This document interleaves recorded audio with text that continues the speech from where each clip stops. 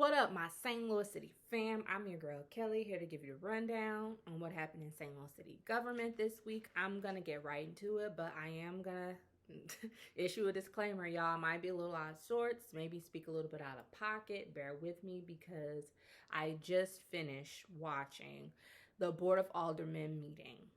Okay, it wrapped up after over 5 hours, so bear with me this afternoon as I let y'all know what went down in this 5+ hour meeting. So first, I wanted to mention Board Bill 101 was introduced. And this bill, if passed, it will repeal the previous ordinance concerning the breakdown of the city when we're talking about the 28 wards.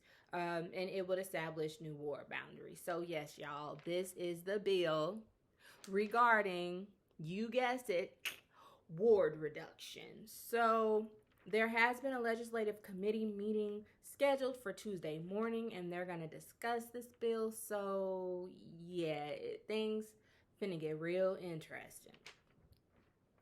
Second thing I wanted to mention, which was really, I don't know how long they was talking about this. 2 hours, 2.5 hours, I don't even know. A lengthy discussion around Board Bill 61, sponsored by Alderman Oldenburg, that if passed, it would make it unlawful for an individual to lift the door handles or try the door and locks of successive vehicles to gain entry to the vehicles unless the individual is the owner of the vehicles or has the owner's permission to enter the vehicle. So I spoke at length about this the last session because there's a lot of discussion around it. Oldenburg, as promised, he said, you know what, okay, y'all, cool. I got y'all notes because a lot of people were like, it's almost there, but you still need to tweak it. So he did present it to the full Board of Aldermen today, and these were the tweaks that he made to the legislation. So first, he really defined the word successive because, again, sometimes you may have the same car, somebody else's, you go up, you try a door handle. That don't mean you're trying to steal the car, right? It just means you think that's your car because it look alike. So they wanted to make sure, again, to really define that. So define the word successive, again, to make sure you're not penalizing the wrong folks for just making an honest mistake. So the word successive has been defined to mean, quote, lifting the door handles or trying the locks of one vehicle after another. And then the other tweaks were really around decreasing the punishment for folks that were found guilty of doing this act. So first, they bumped down for the first time, so folks that commit this for the first time wouldn't go to jail, but they would engage in community service and other social service programs. And then if they happen to do this a second time, then they will get locked up, but you're looking at 30 days because I think before it was 90 days. So you had, a lot of older people, they spoke out in support of this bill saying, hey, I know Alderman Martin said, look, it's like the wild, wild west out here. Something has to be done. Alderwoman Tyus, again, she was speaking in support of the bill, saying that it says doing that, trying the door handles and the locks and stuff is illegal. So she thought that was a good thing.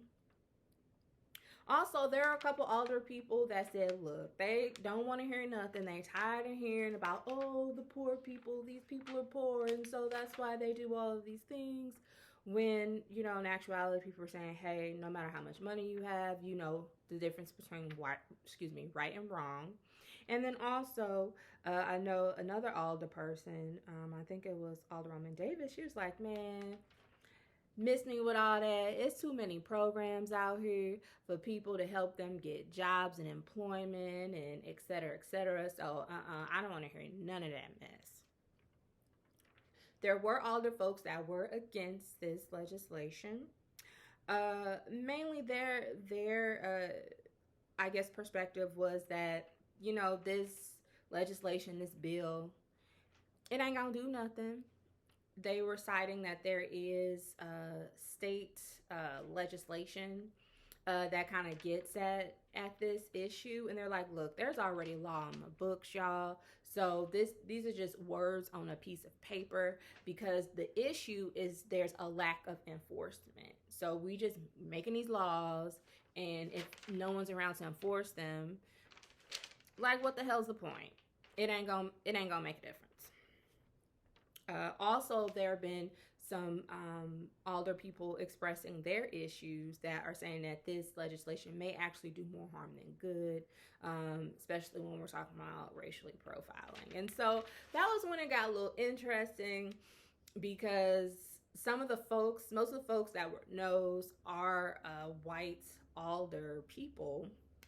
And so you did have a couple of the black aldermen, in particular Alderman Bosley and Alderman Collins Muhammad, asking some of their alder people, like, okay, so, like, how does this, uh, you know, worsen racial profiling, right, if this were passed?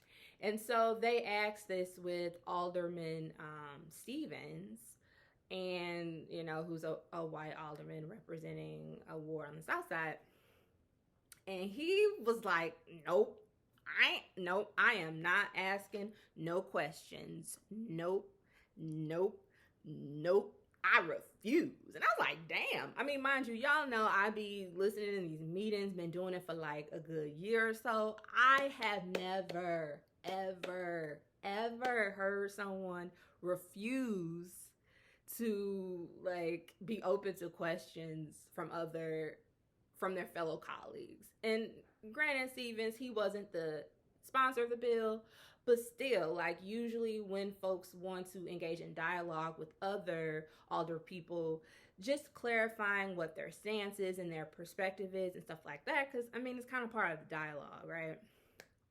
I've never heard someone flat out say, hell nah, I'm not open for questions. But Alderman Stevens, he said that. So, I mean, I guess there is truly a first time for everything. So ultimately, after the 2 hours or whatever time it was, them going back and forth, ultimately the bill, again, this bill was up for perfection, y'all. Okay, it was up for perfection, not even final passage yet. And ultimately, yes, it was perfected. There were 19 yes votes, and the no votes were from Alder people, Alderwoman Ingracia, Alderwoman Rice, Alderwoman Schweitzer, Alderman Todd, and Alderwoman Navarro. So, yes. Then the last thing I really wanted to mention in this entirely way too long Board of Aldermen meeting was the controversial speed humps legislation. So I spoke to this at length last week. So if y'all need a refresher, or you didn't peep last week's episode when I broke this ish down, then y'all need to check that out, because I'm not going to rehash and repeat it.